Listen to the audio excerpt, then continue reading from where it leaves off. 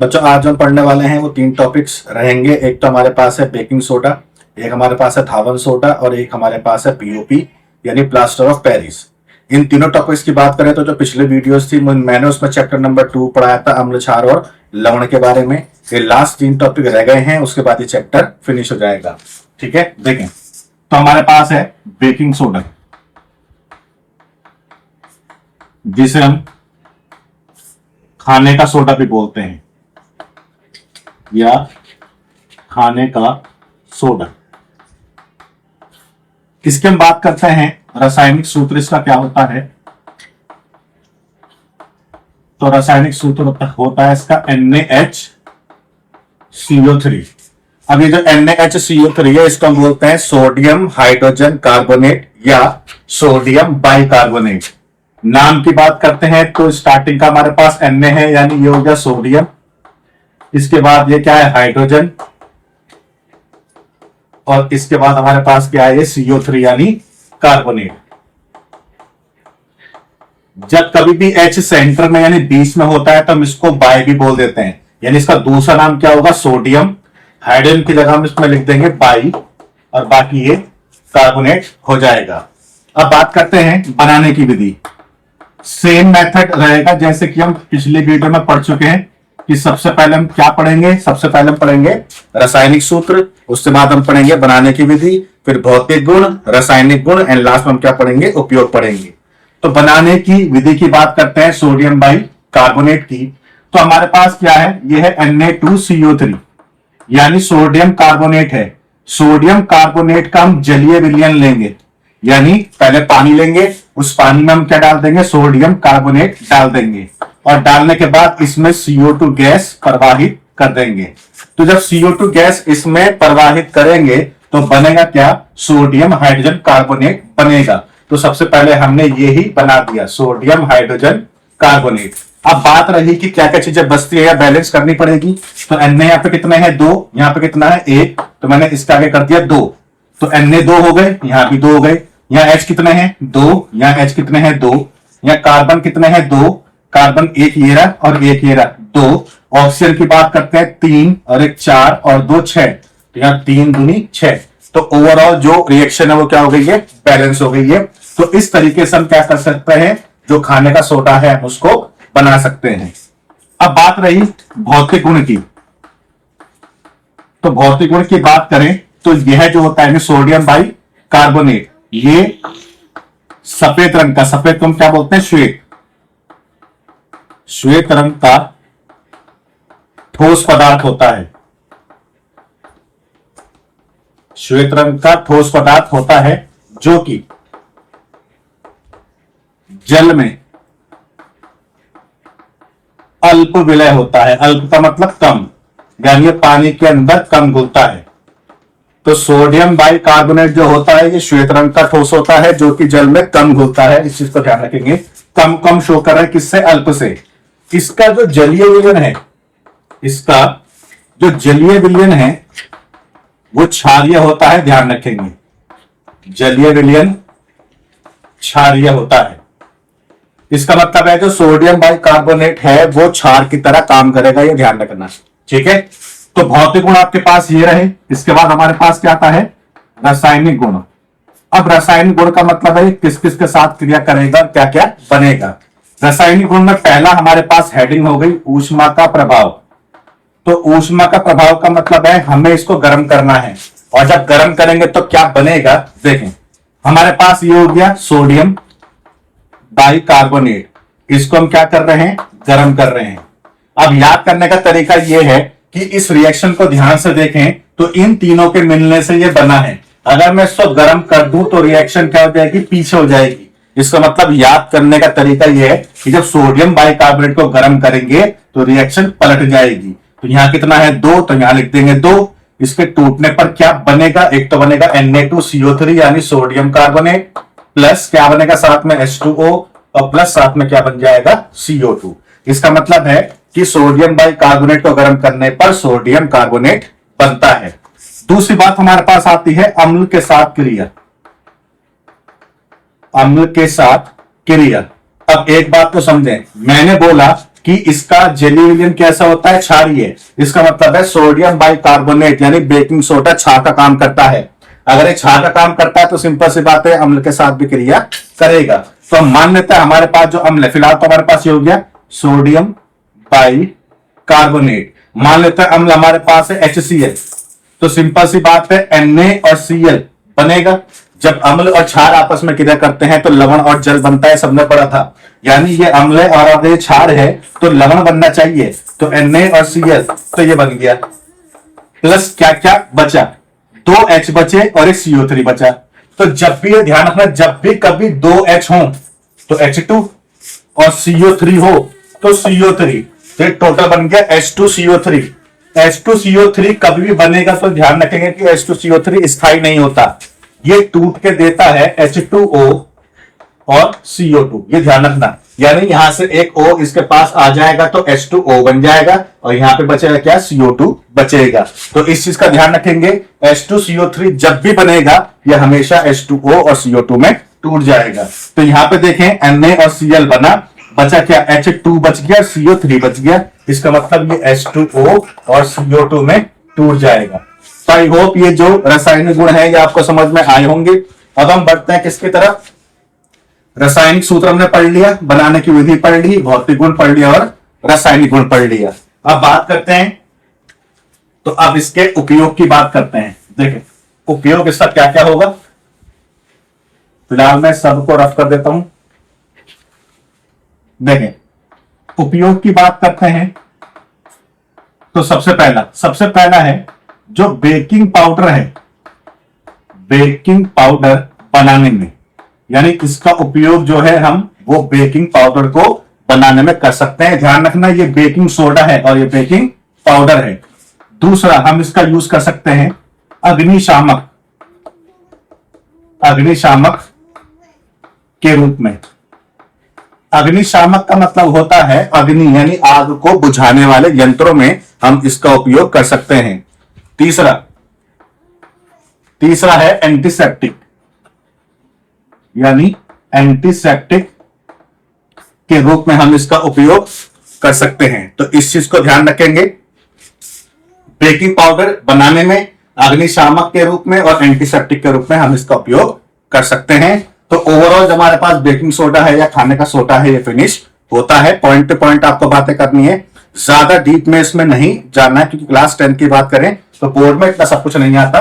जितने पॉइंट्स मैं कवर कर रहा हूं इतने पॉइंट्स ही आपको याद करने हैं ताकि आपको कोई प्रॉब्लम ना आए और बोर्ड में इजीली सारी चीजें सॉल्व कर सकूं। तो अब हम बात करते हैं, नेक्स्ट जो हमारे पास टॉपिक है उसको हम बोलते हैं धावन सोडा। धावन सोडा या खाने का सोडा। तो हमारे पास है धावन सोडा या खाने का सोडा। रासायनिक सूत्र की बात करें तो रासायनिक सूत्र होता है इसका Na2CO3.10H2O। तो Na2CO3.10H2O को हम क्या बोलते हैं, हम बोलते हैं धावन सोडा या धोने का सोडा। अब Na2CO3 का नाम तुम्हें पता है कि इसका नाम क्या है, सोडियम। Na का नाम सोडियम, CO3 को क्या बोलते हैं, कार्बोनेट।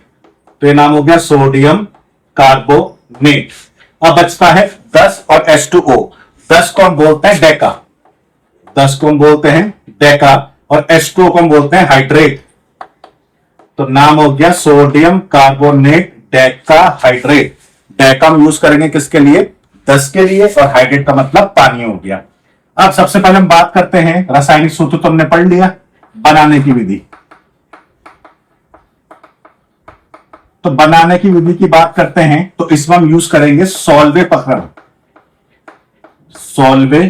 प्रक्रम, यानी हम इसको सॉल्वे विधि से बनाएंगे। जब सॉल्वे विधि से बनाते हैं तो ये स्टेप्स में जाती है, मतलब A1 के बाद 2 के बाद 3-4 स्टेप इसमें लगेंगे, तब जाके क्या बनेगा, धावन सोडा बनेगा। तो इस स्टेप को देखते रहे तो कैसे कैसे बनेगा। सबसे पहला जो स्टेप है वो ये है कि अमोनिया का जलीय विलयन लेंगे। जलीय विलयन का मतलब हो गया अमोनिया के साथ कौन है, H2O है। तो अमोनिया के साथ यानी अमोनिया का जलीय विलयन लेंगे, इसमें CO2 गैस प्रवाहित करेंगे। तो बनेगा क्या, देखें NH3 के पास एक H आ गया तो क्या बन गया, NH4 बन गया। एक H बाकी है, एक H लिख दिया। एक O बाकी है, वो इसको दे दिया, तो ये CO3 हो गया। तो इसका नाम क्या हो गया, अमोनियम हाइड्रोजन कार्बोनेट या अमोनियम बाई कार्बोनेट। तो पहले स्टेप में अमोनियम बाई कार्बोनेट बनता है। दूसरे स्टेप में क्या होता है, ये अमोनियम बाई कार्बोनेट नमक यानी NaCl के साथ क्रिया करता है। तो क्या बनेगा देखें, ये हमारे को दिखाई दे रहा होगा साफ साफ कि आपके पास NH4 है और आपके पास Cl है। तो Cl इसके साथ आकर क्या बना लेगा, NH4Cl। काफी टाइम से पढ़ते आ रहे हैं कि NH4Cl को हम क्या बोलते हैं, अमोनियम क्लोराइड बोलते हैं। अब बचा क्या, NaHCO3 यानी सोडियम हाइड्रोजन कार्बोनेट। थोड़ी देर पहले तुमने भी इसको पढ़ा है, इसको हम क्या बोलते थे, बेकिंग सोडा। ठीक है, अब यहां देखें हमने इसमें क्या चेंज किया है, NH4 को हटा के Na लेके आए हैं। NH4 को हटा के Na लेके आए हैं। और Na क्यों लाए हैं, क्योंकि टॉपिक हम जो पढ़ रहे हैं वो Na वाला है। अब इस NaHCO3 को हम चेंज करेंगे Na2CO3 में। तो ये रिएक्शन अभी थोड़ी देर पहले तुमने पढ़ी, NaHCO3 तुमने पढ़ा था कि बेकिंग सोडा को जब हम गर्म करते हैं और यहां पे 2 लिखते हैं तो क्या बन जाता है, Na2CO3 plus H2O plus CO2। तो बेकिंग सोडा में रिएक्शन तुम पढ़ चुके हो, ऊष्मा का प्रभाव। तो जब बेकिंग सोडा को हम गर्म करते हैं तो क्या बनता है, सोडियम कार्बोनेट बनता है। अब स्टेप नंबर जो 4 है उसे देख लें, ये बन चुका है हमारे पास सोडियम कार्बोनेट। अब इसके बाद क्या होता है, 10 पानी के जो अणु हैं वो इसके साथ जुड़ते हैं और क्या बना लेते हैं, Na2CO3.10H2O बना लेते हैं, जो कि हमारा कौन है, धावन सोडा या खाने का सोडा। तो होता यह है इसमें कि जब हम इसको गर्म करते हैं और ये बनता है तो बनने के बाद धीरे धीरे क्या निकलती है, पानी की भाप निकलती है। CO2 तो गैस है तो बाहर हो गई, बचा क्या, पानी। तो पानी की वाष्प निकलती रहती है यानी भाप। तो भाप जो निकलती रहती है उसमें से 10 जो जल के अणु हैं वो इस Na2CO3 के साथ जुड़ जाते हैं, जिसको हम क्या बोलते हैं, क्रिस्टलन जल बोलते हैं। क्या बोलते हैं, क्रिस्टलन जल बोलते हैं। तो Na2CO3 में 10 क्या होते हैं, क्रिस्टलन जल के अणु होते हैं। इस चीज को ध्यान रखेंगे।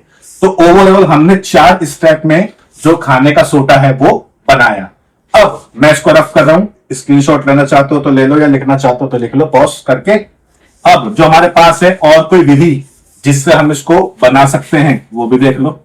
जैसे अगर मैं बात करता हूं प्रयोगशाला में, कि प्रयोगशाला में ये यानी लैब में कैसे बनाई जाएगी, तो लैब में बनाने का तरीका ये है, NaOH लेंगे और इसमें CO2 गैस को प्रवाहित कर देंगे।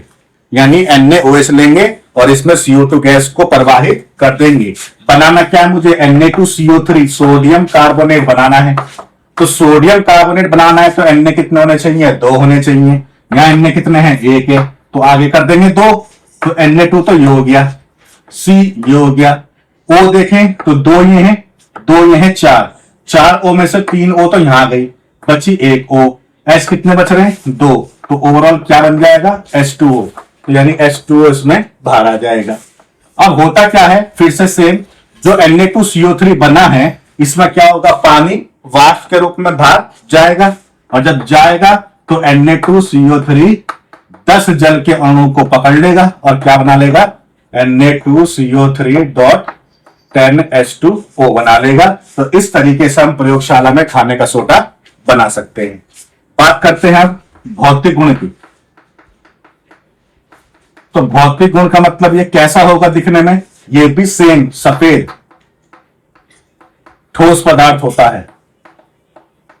सफेद ठोस पदार्थ होता है। तो इस चीज को ध्यान रखेंगे, जिस तरीके से हमने पढ़ा है बेकिंग सोडा की सफेद ठोस पदार्थ होता है, सेम हमारे पास जो धावन सोडा होता है ये भी कैसा होता है, सफेद ठोस पदार्थ होता है। रासायनिक गुण की बात करते हैं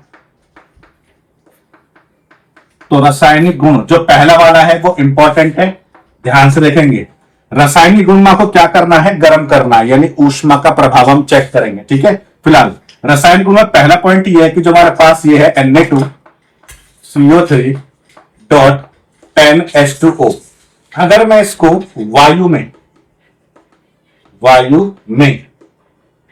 खुला छोड़ने पर यानी अगर मैं जिस बर्तन में, ठीक है, या जिस बॉक्स में ये धावन सोडा रखता हूं, उसे अगर खुला छोड़ दूं, वायु में यानी ढक्कन को खोल दूं, तो होता क्या है, 10 जल के अणु में से 9 जल के अणु बाहर निकल जाते हैं। तो ये हो गया 9H2O। तो 9 जल के अणु तो गए बाहर, बचा क्या, Na2CO3 और बच गया एक H2O। Na2CO3 और बचा एक H2O। तो जब 10 H2O होते हैं तो हम उसको क्या बोलते हैं, डेका। तो जब H2O एक होगा तो उसको हम बोलेंगे मोनो, यानी इसका नाम हो गया सोडियम कार्बोनेट मोनोहाइड्रेट। तो मोनो का मतलब क्या होगा, एक होगा। अच्छा, मान के चले अगर ये जो बना है जिसमें अभी एक पानी और है, अगर मैं क्या कर दूं, इसे गर्म कर दूं, यानी Na2CO3.H2O, अगर मैं इसको गर्म कर दूं तो गर्म करने पर एक जो पानी बच रहा है ये भी बाहर निकल जाएगा। तो बना क्या, Na2CO3 प्लस H2O। इसका मतलब जो एक पानी बच रहा था वो भी बाहर हो गया। तो इसको हम क्या बोलते हैं, निर्जल। इसको क्या बोलते हैं, निर्जल सोडियम कार्बोनेट के नाम से हम इसको जानते हैं। ठीक है, तो आई होप ये पार्ट आपको समझ में आया होगा। जो हमने पढ़ा है रासायनिक गुण, इसमें ये पॉइंट क्लियर रखेंगे कि जब सोडियम कार्बोनेट को हम क्या करते हैं, ये बेकिंग सोडा को खाने का जो सोडा है, खाने के सोडा को हम वायु में खुला छोड़ते हैं तो 9 जल के अणु बाहर निकलते हैं। अगर उसके बाद अगर उसको गर्म करते हैं तो बचा हुआ एक पानी जो है वो भी बाहर निकल जाता है। अब एक और चीज का ध्यान रखेंगे, जिस तरीके से बेकिंग सोडा कैसा था, क्षारीय, तो ध्यान रखेंगे जो खाने का सोडा है वो भी क्षारीय होता है। और अगर क्षारीय होता है इसका मतलब ये अम्ल के साथ क्रिया कर सकता है, इस चीज का ध्यान रखना। तो अब देखते हैं रासायनिक गुण में पॉइंट नंबर 2, मैं कर रहा हूं उसको रफ, देखिए।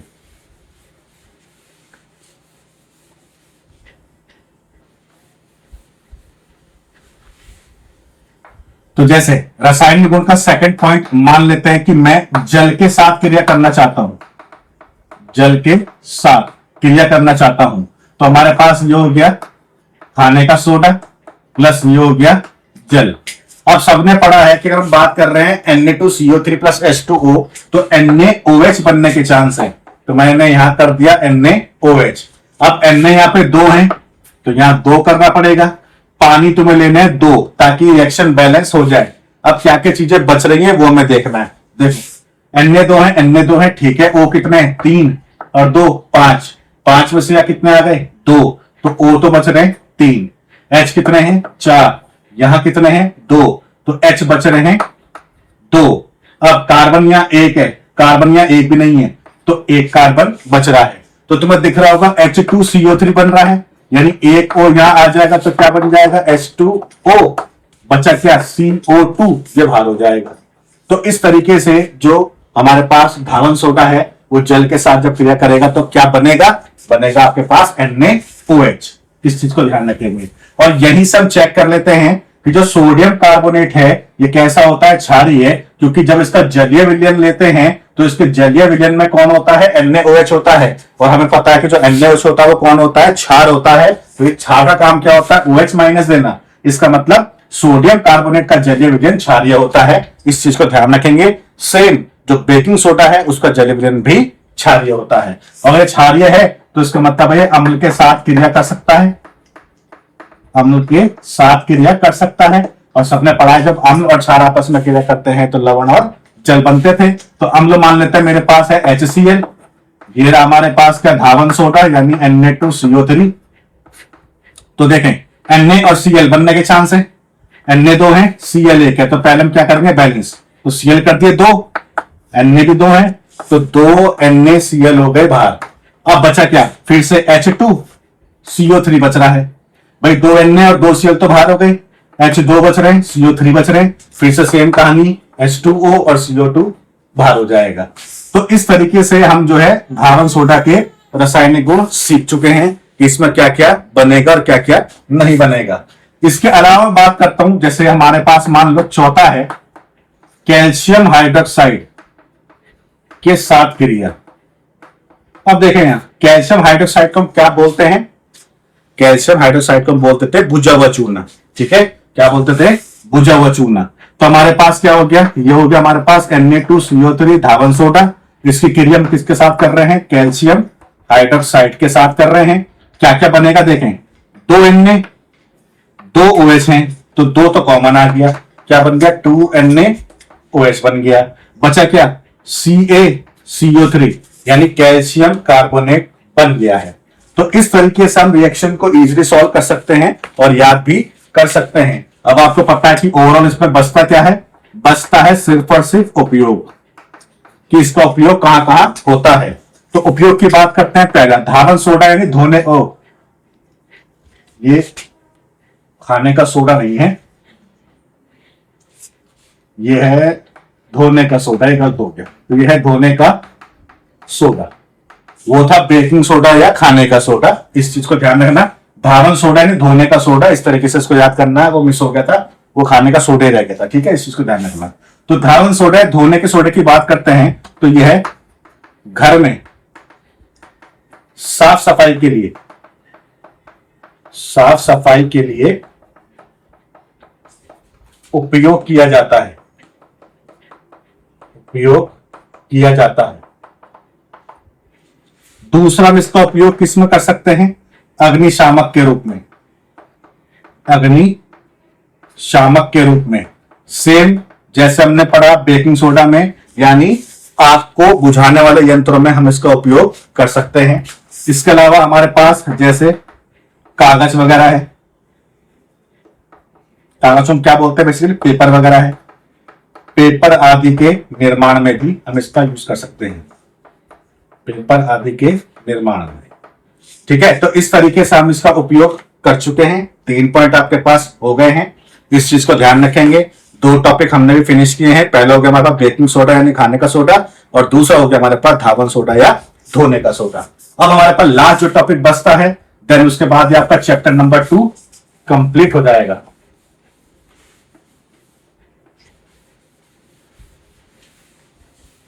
देखें लास्ट जो आपके पास बच रहा है वो है प्लास्टर ऑफ पेरिस,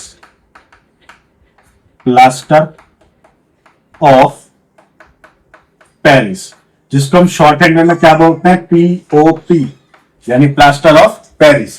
बात करते हैं रासायनिक सूत्र की, तो रासायनिक सूत्र होता है इसका CaSO4 डॉट हाफ H2O। अब CaSO4 का नाम क्या होता है, कैल्शियम, कैल्शियम सल्फेट। अभी आपने पढ़ा कि जब पानी यानी जल के अणु 10 होंगे तो डेकाहाइड्रेट, जल के अणु 1 होंगे तो मोनोहाइड्रेट, और जब जल के अणु आधे होते हैं तो आधे को हम यूज करते हैं हेमी, आधे को हम क्या कहते हैं, हेमी कहते हैं, और H2 को हम क्या बोलते हैं, हाइड्रेट। तो नाम हो गया हेमी हाइड्रेट। तो पूरा नाम हो गया कैल्शियम सल्फेट हेमी हाइड्रेट, ठीक है, इसको हम क्या बोलते हैं, POP। अब बात करते हैं बनाने की विधि। तो बनाने की विधि क्या होगी, देखें बनाने की विधि में हम यूज करेंगे कैल्शियम सल्फेट डॉट 2H2O, इसको हम बोलते हैं जिप्सम, इसको हम क्या बोलते हैं, जिप्सम बोलते हैं। तो POP जो हम बनाएंगे वो बनाएंगे जिप्सम से। नाम की बात करते हैं तो इसका केमिकल यानी रासायनिक रूप से नाम क्या होगा, कैल्शियम सल्फेट। 2 को बोलते हैं डाई, 2 को हम क्या बोलते हैं, डाई बोलते हैं। तो नाम हो जाएगा कैल्शियम सल्फेट डाइहाइड्रेट, या ओवरऑल हम बोल सकते हैं क्या है, जिप्सम। तो जिप्सम को हम क्या करेंगे, जिप्सम को हम 120 डिग्री सेल्सियस पे गर्म करेंगे, और जब गर्म करेंगे तो यहां से 1.5 पानी के अणु बाहर आ जाएंगे। फिलहाल यहाँ पे पानी के अणु कितने हैं, 2 हैं। तो जब यहां से 1.5 निकल जाएंगे तो कितना बच जाएगा, आधा बच जाएगा। तो आधे को हम कैसे लिखेंगे, CaSO4 डॉट हाफ H2O। तो आधा तो ये बचा रह गया। अब मैंने बोला टोटल कितने हैं, 2, तो 2 में से कितने निकले, 1.5।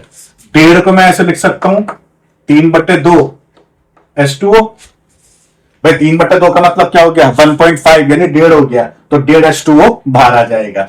तो इस चीज को ध्यान रखेंगे, जिप्सम से हम क्या बनाएंगे, POP बनाएंगे। तो इस तरीके से हम POP बना सकते हैं, ठीक है। बात करते हैं इसके भौतिक गुण की, भौतिक गुण। तो भौतिक गुण की बात करते हैं तो ये भी सफेद रंग का होता है, सफेद रंग का ठोस पदार्थ है, ठोस पदार्थ है जो जल में अविलय होता है, मतलब ये नहीं घुलता, ये पानी में नहीं घुलता है, इस चीज को ध्यान रखेंगे। ठीक है, अब बात करते हैं रासायनिक गुण की। तो रासायनिक गुण में पहला पॉइंट हमारे पास आ जाता है ऊष्मा का प्रभाव।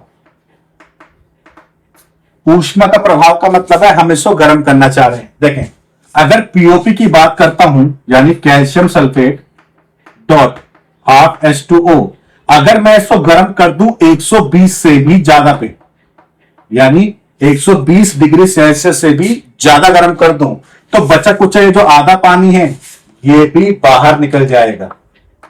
ठीक है, बचा कुचा जो आधा पानी है ये भी बाहर निकल जाएगा। तो बचा क्या? कैल्शियम सल्फेट बच गया। इसको हम बोलते हैं मृत तापित प्लास्टर। ठीक है, ध्यान रखेंगे, जब कैल्शियम सल्फेट हेमीहाइड्रेट यानी पीओपी को अगर हम 120 डिग्री सेल्सियस से भी ज्यादा ताप पे गर्म कर देंगे तो बचा हुआ जो आधा पानी है वो भी बाहर निकल जाएगा, और जो बनेगा उसको हम क्या बोलते हैं? मृत तापित प्लास्टर बोलते हैं। अब इस चीज का ध्यान रखना कि अगर मैं 120 जिप्सम पे भी लगा दूं, ध्यान रखना, कैल्शियम सल्फेट डॉट 2H2O, अगर इस पे भी मैं 120 डिग्री सेल्सियस टेम्परेचर लगा दूं तो यहां से भी दोनों के दोनों पानी बाहर निकल जाएंगे और क्या बच जाएगा? सिर्फ CaSO4 बच जाएगा। तो इस चीज का ध्यान रखना, जैसी तापमान 120 से ऊपर करते हैं, चाहे जिप्सम हो चाहे पीओपी हो, दोनों में से सारे पानी बाहर निकल जाते हैं। तो इस चीज का ध्यान रखना। तो आई होप ये पार्ट आपको समझ में आया होगा। रासायनिक गुण में जिप्सम में आपके पास यही पार्ट है जो याद करने लायक है। अब जो बचता है इसका, वो बचता है क्या कि अगर मैं जिप्सम में पानी डालता हूं तो क्या बनेगा। तो फिलहाल मैं इस पूरे पार्ट को रफ कर रहा हूं, देखें। यानी रासायनिक गुण जो सेकंड है वो आपके पास है पानी, तो सेकंड हो गया जल के साथ क्रिया, जल के साथ क्रिया। तो आपके पास पीओपी क्या हो गया? Calcium sulphate dot half H2O हो गया। तो ये आपके पास क्या है? पीओपी। अगर इस पीओपी में पानी डाल दूं तो क्या बनेगा? देखें, पानी हम इसमें डालेंगे फिर से 1.5 अगर इसमें पानी डाल देंगे तो तुम देख पा रहे हो 1.5 पानी तो ये हो गया, आधा पानी ये हो गया, तो टोटल कितने हो गए? 2 पानी हो गए। तो क्या बन जाएगा? CaSO4 डॉट 2H2O, यानी फिर से क्या बन जाएगा? जिप्सम बन जाएगा। तो आप देख सकते हो कि जिप्सम से पीओपी और पीओपी से हम जिप्सम बना सकते हैं। अब ये जो बना है इसको हम क्या कहते हैं? Plaster of Paris. Plaster of Paris का जमना। तो आपको पता है कि जो प्लास्टर होता है, तो प्लास्टर में पहले हम पानी का घोल बनाते हैं, यानी पानी इसमें डाल देंगे, डालने के बाद क्या बनेगा? प्लास्टर ऑफ पेरिस का जमना, यानी अब ये ठोस हो जाएगा। इस चीज को ध्यान रखेंगे। तो पीओपी से जिप्सम और जिप्सम से पीओपी हम बना सकते हैं। बात अब बचती है किसकी? उपयोग की। तो उपयोग देखें, उपयोग नंबर 1 अगर मैं बात करता हूं तो टूटी हुई हड्डियों को जोड़ने में, इसको मैं यहां लिखता हूं, टूटी हुई हड्डियों को जोड़ने में हम इसका उपयोग कर सकते हैं। दूसरा, सजावटी सामान, जो भी सजावटी सामान होंगे या खिलौने होंगे या मूर्तियां होंगी, ठीक है, आदि मूर्तियां आदि बनाने में। इसके अलावा दंत चिकित्सा में, तो आई होप ये वीडियो आपको अच्छी लगी होगी। आपको कोई भी अगर डाउट हो इस चैप्टर पे बेस्ड या जो भी टॉपिक्स मैंने पढ़ाए, किसी भी टॉपिक पे बेस्ड अगर आपको कोई भी क्वेरी है तो कमेंट बॉक्स में आप जरूर लिख के भेजिए। और अब मिलते हैं नेक्स्ट चैप्टर में और नेक्स्ट वीडियो के साथ।